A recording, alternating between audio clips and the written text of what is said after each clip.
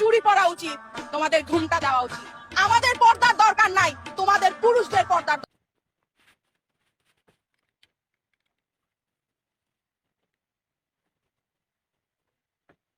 দরকার। তোমরা যারা বড় বড় কথা বলো না, তাদেরকে কথা থেকে সরে আসা দরকার।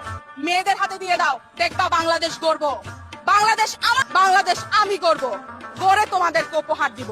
শাড়ি পরবো না হিজাব, সেটা আমার সিদ্ধান্ত।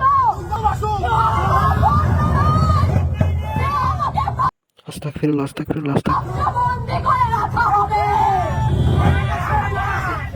এভাবে প্রশ্ন করো তো কিভাবে প্রশ্ন করব? না, নারী তুমি কি পড়েছি?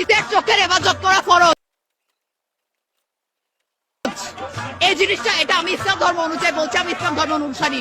আমি যদি ইসলাম ধর্মের কথা বলি, তাহলে পোশাক পোশাক কোনো ব্যাপার না। ছেলেদের চোখের আবরু, ছেলেদের পর্দা করা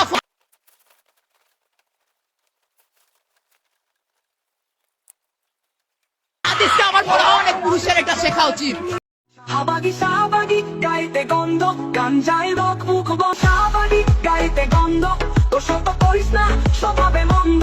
শাহবাগী